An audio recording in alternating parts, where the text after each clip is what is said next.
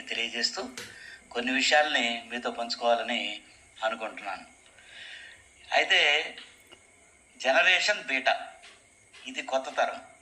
2025 జనవరి 1 నుంచి 2039 డిసెంబర్ 31 మధ్య పుట్టే పిల్లలను బీటా జనరేషన్ పిల్లలుగా చెప్తారు.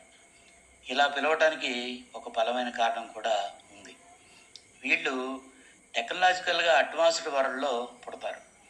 వీళ్ళ ప్రపంచం చాలా వేగంగా ఉంటుంది.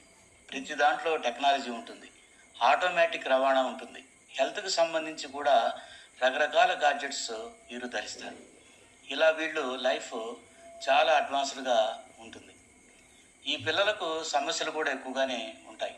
వాతావరణ మార్పులు, విపరీతమైన పట్టణీకరణ, స్ట్రెస్ వంటివి వేధిస్తుంటాయి. రకరకాల రోగాలు చిన్న వయసులోనే వచ్చేసే పరిస్థితులు ఉంటాయి. ఇలాంటి పరిస్థితులను